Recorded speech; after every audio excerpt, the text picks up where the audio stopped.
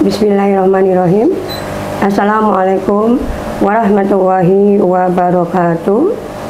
Alhamdulillahirabbil alamin. Wassalatu wassalamu ala asrofil anbiya'i wa mursalin wa ala alihi wa sahbihi ajma'in. Rabbi shrah li sadri wa yassir li amri wahlul 'uqdatam min lisani yafqahu qawli, amma ba'd.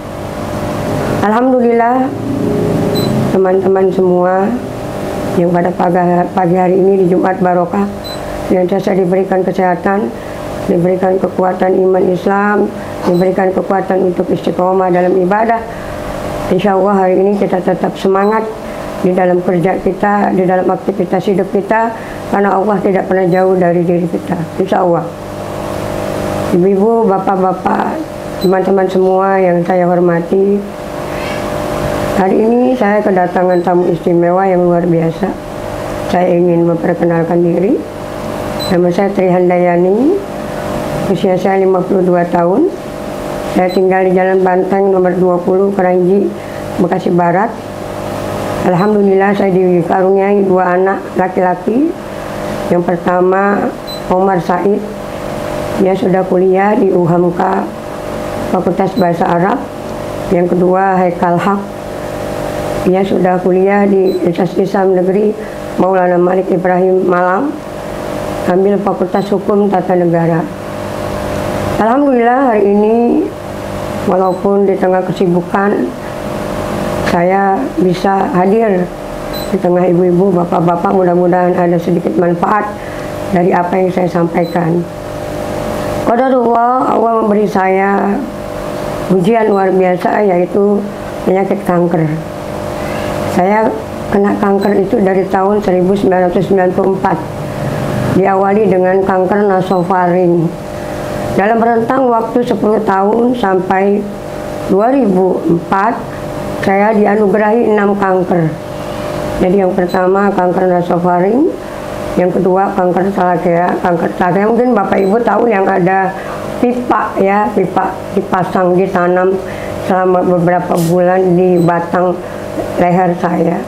Kemudian yang ketiga, saya diberi ujian kanker otak stadium 3B, 2 kali pembedahan di kepala. Yang pertama gagal, yang kedua diangkat tulang tengkorak kepala saya.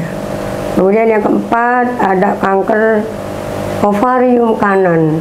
Karena ditemukan kanker ovarium, saat itu saya masih belum menikah ya, karena ditemukan di dalam ovarium, akhirnya diangkat ya, diangkat tumornya, tumor ganasnya beserta rahim kanan ya, jadi selesai kanan. Kemudian kanker yang kelima yaitu kanker abdomen.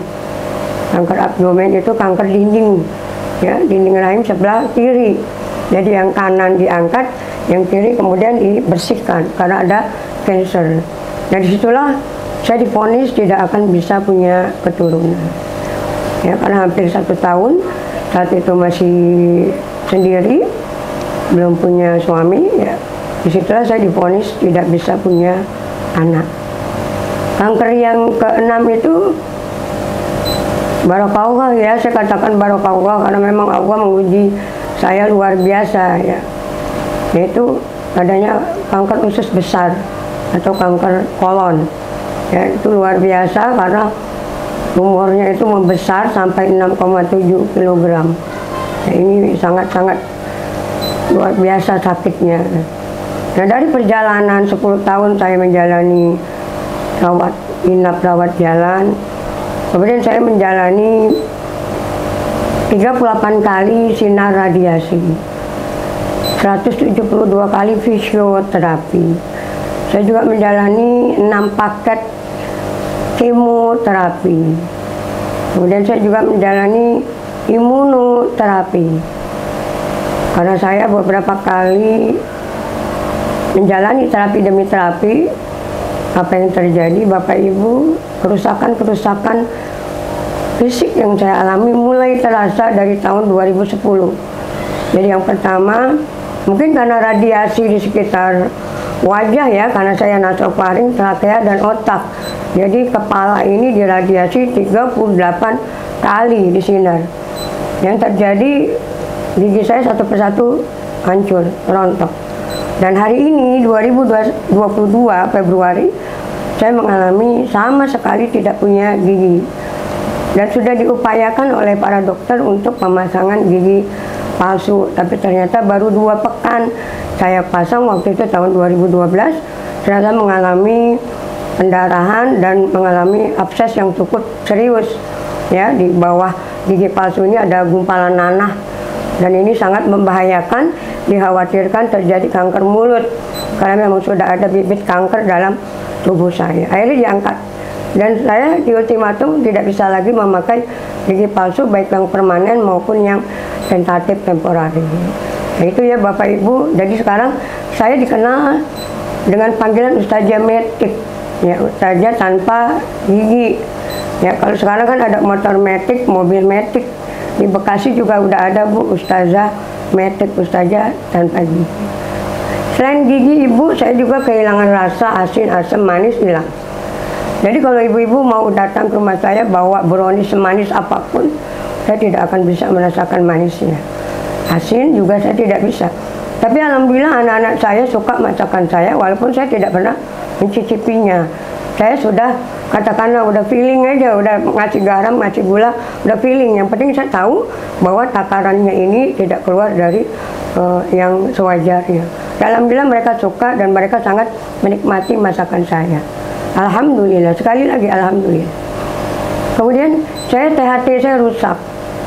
Ibu setiap 2 bulan sekali telinga kanan kiri saya dibawa ke rumah sakit Islam Cempaka Putih ataupun Pondok Kopi. Kenapa Bapak Ibu? Karena saya mengalami pengerasan kotoran telinga. Setiap 2 bulan sekali saya diangkat dan banyak sekali kotoran sudah membatu karena memang sudah tidak ada lagi proses netralisir kotoran dalam telinga. Saya bertanya kepada dokter THT, dari mana kotoran yang mengeras itu? Itu karena saraf telinga kamu sudah rusak, sehingga tidak bisa mengurai kotoran, ya, entah menjadi ingus ataupun liur, jadi mengeras di telinga. Saya terima itu sebagai sesuatu yang it's okay, no problem. 2 bulan sekali saya setor uang ke THT. Ya. Selain itu juga saya tidak bisa kena AC, kena dingin, bulu kucing. Saya tidak bisa, saya akan bersin berkali-kali. Makanya, mohon maaf, di rumah saya tidak ada kucing satupun. Ya, karena luar biasa. Jadi begitu sensitif. Kenapa? Kata dokter yang dulu membedah nasofaring saya, ini sudah ditembus ya, pembedahannya sudah tembus. Sehingga tidak ada lagi bulu-bulu halus yang menyaring udara dari hidung. Dan yang kedua, jendela di depan hidung kita ini sudah lepas. Sehingga apapun bisa masuk dan itu mempengaruhi sensitivitas dari hidung saya. Jadi ratusan. Jadi ibu-ibu kalau mau kasih jus, mohon maaf ya Bu, bukan saya kegeeran ya, tapi kalau ada yang mau ngasih jus jangan dingin. Karena saya akan berpuluh-puluh kali bersin. Ya, begitupun kalau saya sedang ingin buah dingin, saya ademin dulu Bu, supaya tidak bersin berkali-kali. Kalau saya diundang ke Lembang, ke tempat yang dingin, saya harus pakai masker. Dan saya harus menghangatkan muka dan ini saya dengan minyak kayu putih. Karena pasti saya akan bersin. Itu THT saya Bu, rusak. Telinga kanan saya, Ibu jangan sekali-kali berbicara di telinga kanan. Karena putus sarafnya. Kenapa putus? Karena pernah diradiasi di sekitar kepala sebelah kanan. Perihal tentang kanker otak sebelah kanan saya. Jadi anyway, kerusakan THT, mulut, indera perasa, kemudian saya juga mata saya minus plus silinder. Jadi saya selain pakai kacamata, saya implan. Jadi ini operasi lensa. Ya, karena memang mengalami kerusakan yang luar biasa. Tapi alhamdulillah hari ini saya masih gemar membaca. Bisa diperhatikan, tiap hari saya harus membaca banyak buku. Kemudian saya juga mengalami jantung lemah karena obat kemo itu luar biasa. Saya mengalami jantung lemah sehingga saya harus sedia oksigen selalu di rumah untuk tabung oksigen ataupun oksigen spray selalu. Kemudian saya mengalami paru-paru bocor. Saya sekarang tidak bisa berenang. Padahal dulu saya masih suka berenang karena saya memang mantan atlet renang ya Jakarta dulu sekali. Sekarang saya tidak bisa berenang. Karena apa, Bapak Ibu, paru-paru saya bocor dan saya mengalami sesak setiap kali saya mengalami apa ya Bu ya, tekanan dan sebagainya. Dulu saya baca Al-Quran Ibu 3 ayat itu bisa 1 nafas. Kayak surat Yasin sampai 3 ayat berikutnya saya bisa 1 nafas. Tapi hari ini kadang-kadang 1 ayat pun kalau yang panjang saya harus berhenti berkali-kali. Nafas saya tidak kuat. Nah itu kalau dalam ini saya jantung paru. Kemudian saya mengalami diabetes mellitus. Dari 6 kali operasi ya Bu, 7 kali ya Bu, karena di kepala 2 kali, 7 kali operasi. Saya banyak transfusi darah. Karena transfusi darah itu mungkin tidak teridentifikasi bahwa ada darah yang mengalami diabetes. Hingga hari ini saya mengalami diabetes. Saya harus jaga kalori, jaga nasi dan sebagainya, jaga gula dan sebagainya. Kemudian yang terakhir ini 4 tahun terakhir saya mengalami lutut yang luar biasa linu, sakit, sehingga hari ini saya mengajar di beberapa tempat karena saya tidak punya mobil, tidak punya motor, saya juga tidak ada yang mengantar, maka saya sendiri. Saya juga masih kuliah di Lebak Bulus di Perguruan Tinggi Ilmu Quran Lebak Bulus Jakarta, ambil program S3 Doktor Ilmu Al-Quran dan Tafsir. Saya sendiri dan saya naik komuter lain 4 kali naik dari Keranji, Manggarai, Tanah Abang, Pondok Ranji, dan saya naik ojek sampai ke kampus. It's okay, no problem, saya jalani sampai hari ini dengan pakai tongkat. Kemana-mana saya pakai tongkat karena memang lutut saya tidak sanggup naik tangga. Kalaupun saya naik tangga itu saya harus memegang tiang ya, bukan tiang itunya ya. Jadi luar biasa. Kalau saya tidak naik tangga mungkin saya sanggup ya, tidak pakai tongkat. Tapi karena stasiun hari ini banyak naik tangga, sehingga saya harus bawa tongkat. Jadi kalau dikatakan tubuh Bu Tri lemah, iya sangat lemah. Berkali-kali saya ceramah mimisan, saya ceramah muntah darah. Berkali-kali kepala saya tiba-tiba sakit, berdenging di sebelah kanan, sakit luar biasa. Tapi hari ini alhamdulillah saya masih berdiri, saya masih ada. Itu semata-mata karena kemurahan Allah kepada saya. Mungkin doa dari para jamaah yang menyayangi saya sehingga saya masih tetap ada hingga detik ini. Kalau ditanyakan apa yang Ibu rasakan, saya sudah menjalani 21 tahun hidup dengan kanker. Jadi apa yang terjadi? Saya menganggap ini sebagai sebuah anugerah, bukan musibah. Kenapa anugerah? Alhamdulillah dengan kanker ini saya semakin dekat dengan Allah. Taqarrubillah. Makin bersyukur karena setiap detik hidup kita itu adalah anugerah. Berapa banyak teman-teman saya menderita kanker saat ini sudah tidak kuat dan akhirnya menghadap Sang Khalik. Alhamdulillah Allah berikan saya kekuatan. Kalau bukan karena Allah, kalau bukan karena kekuatan Allah, la haula wala quwata illa billah, tidak mungkin saya hadir di sini. Jadi sekali lagi, kanker bukan musibah, anugerah.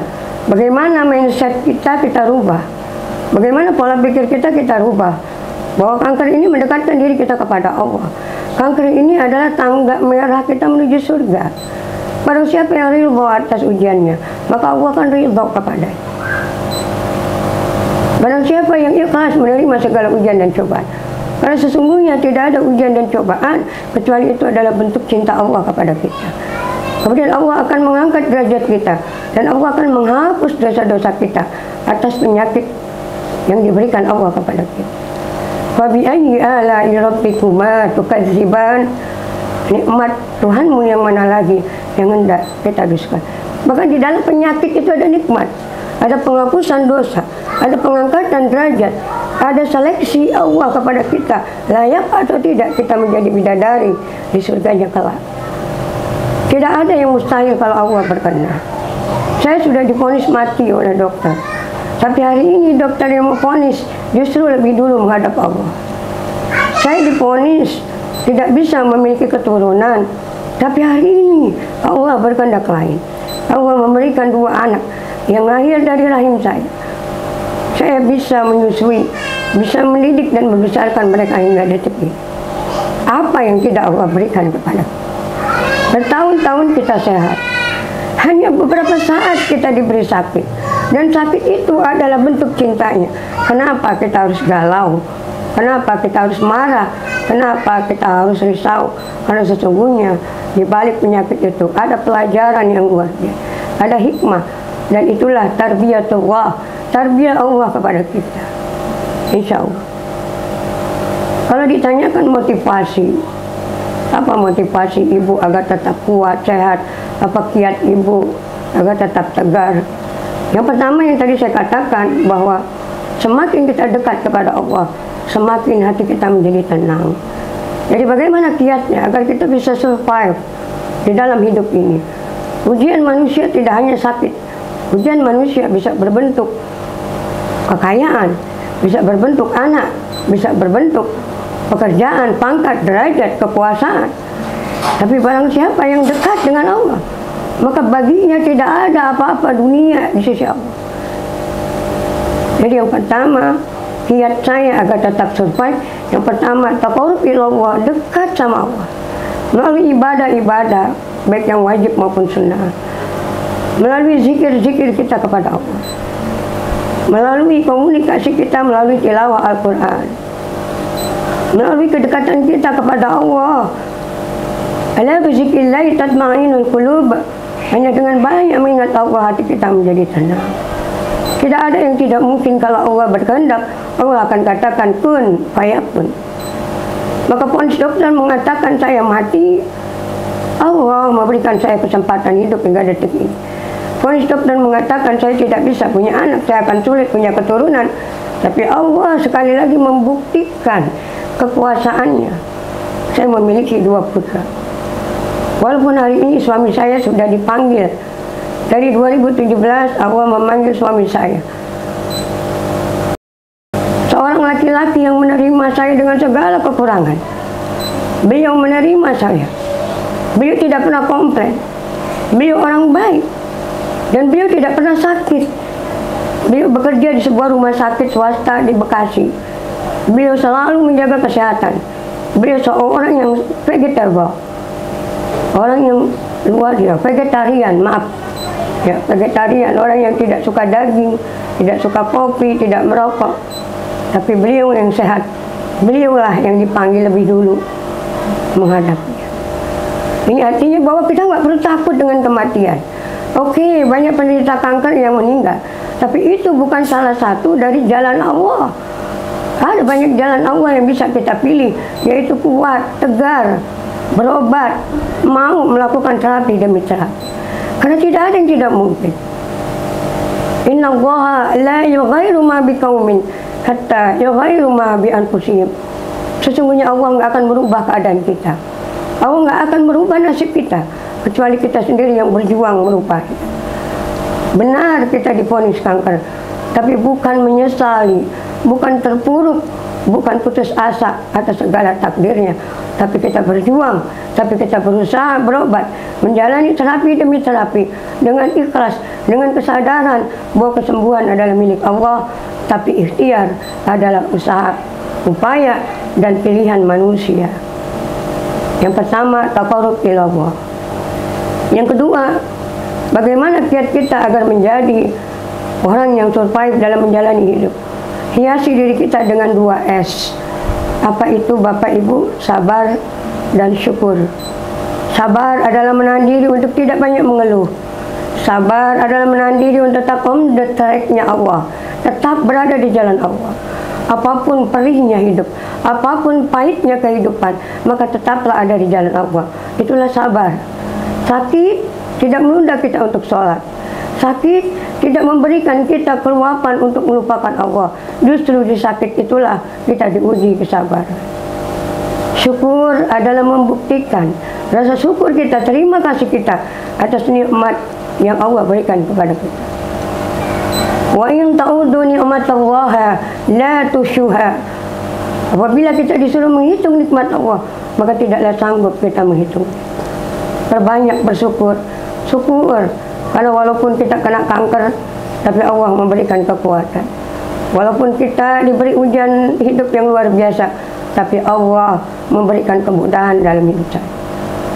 Bapak Ibu yang dirahmati Allah, saya tidak punya BPJS. Saya berobat tidak ada gakin, tidak ada. Tapi saya yakin Allah Maha Kaya. Allah yang membiayai. Karena saya meyakini, fa inna ma'al usri yusra. Inna ma'al usri yusra. Bersama kesulitan ada kemudahan. Bersama kesempitan ada kelapangan. Bersama masalah Allah berikan solusi jalan keluar. Saya meyakini hal itu. Alhamdulillah saya memberikan all out ya hidup saya. Dan yang terakhir, tawakal ala Allah. Jadi bagaimana kita bisa survive kalau kita tidak berserah diri kepada Allah? Setelah kita berusaha, setelah kita berdoa melalui zikir-zikir panjang kita, setelah kita tahajud, maka ikhlaskan diri kita untuk diatur oleh Allah. Kita tidak tahu seberapa jauh Allah akan memberikan kita kekuatan. Kita tidak tahu seberapa kuat kekuatan Allah di dalam diri kita. Yang kita tahu, Allah tidak pernah meninggalkan kita. Yang kita tahu, kasih sayang Allah begitu luar biasa. Maka tawakal ala Allah. Wa may yatawakkal ala Allah fa huwa hasbuh. Barang siapa yang bertawakal kepada Allah, yang berserah diri kepada Allah, maka Allah mudahkan segala urusannya. Alhamdulillah, hari ini saya membuktikan. Saat saya lemah, saat saya sakit, saat saya begitu sangat tidak punya apa-apa untuk berobat, kemudian saya berserah diri kepada Allah. Apa yang terjadi? Allah mudahkan segala urusan saya. Allah mudahkan pengobatan saya. Dan Allah berikan saya kesempatan berdakwah hingga detik ini. Memberikan kebaikan walaupun mungkin tidak banyak kebaikan yang saya lakukan. Tapi saya yakin inilah bentuk syukur saya kepada Allah atas segala karunia yang luar biasa yang hari ini saya rasakan. Demikian Bapak Ibu, saya tidak banyak memberikan kiat, hanya itu. Dari yang pertama taqarrub ila Allah, yang kedua hiasi diri kita dengan sabar dan syukur, dan yang ketiga tawakal kepada Allah. Bagi bapak-bapak, ibu-ibu, teman-teman, keluargaku, saudaraku seiman yang insya Allah dirahmati Allah, yang hari ini sedang diberi ujian penyakit, mungkin diberi ujian penderitaan, kesusahan, atau mungkin di ujian yang lain, ya, yakinkan yang pertama, yakinkan tidak ada sesuatu terjadi kecuali atas izin Allah. Maka jangan salahkan diri, jangan salahkan orang lain. Maka introspeksi dalam diri kita, bismillah, ini adalah kehendak Allah. Ma asabakum min musibah illa bismillah. Tidak akan terjadi suatu musibah kecuali atas izin Allah. Yakinkan yang kalau kita sudah meyakinkan hal itu, maka ada ketenangan di dalam diri kita. Jika sesuatu perkara itu datang dari Allah, maka kembalikan kepada Allah. Itulah pengertian inna lillahi wa inna ilaihi raji'un. Bahwa yang datang dari Allah, bahwa yang datang kembali kepada Allah. Kita kembalikan kepada Allah. Hidup mati manusia di tangan Allah. Lapang sempit manusia di tangan Allah. Bahkan apa yang kita miliki hari ini adalah segalanya milik Allah. Maka kembalikan segalanya milik Allah. Kita yakin semuanya datang dari Allah, maka akan kembali kepada Allah. Yang pertama. Kemudian yang kedua, bagi bapak-bapak, ibu-ibu yang sedang dirundung musibah, penyakit kanker dan sebagainya. Yang kedua, kuatkan azam, kuatkan tekad, semangat, never give up. Jangan menyerah. Jadi perjuangan kita untuk sembuh itu adalah ibadah di hadapan Allah. Kita mau ikhlas menjalani pengobatan untuk sebuah harapan kesembuhan. Ada roja, ada harapan untuk sembuh. Maka disitulah kita sedang beribadah al-qulub, beribadah hati kita kepada Allah. Maka jangan lemah, jangan banyak menangis, jangan banyak meratap, jalani. Kalaupun ada sakit, kalaupun ada rasa tidak nyaman, maka disitulah Allah akan menghapuskan dosa kita yang memang tidak terhitung jumlahnya. Jadi yang kedua harus ada azam, ada tekad. Ayo berjuang untuk sembuh. Ayo mau mengikuti terapi. Ayo mau mengikuti pengobatan yang memang harus jalan. Kesembuhan milik Allah. Bismillah, kita pasti sembuh atas izin Allah. Dan yang ketiga, yang paling urgen, yang paling penting adalah kita bangun kekuatan mental. Kekuatan mental berasal dari kekuatan spiritual. Bangun kekuatan mental. Bangun saya mampu. Bangun saya bisa. Jangan katakan saya lemah. Karena kekuatan itu bukan dari kita, tapi dari Allah. La hawla wala quwata illa billah. Ayo semangat Bapak Ibu untuk sembuh. Semangat karena masih ada harapan di depan hidung kita.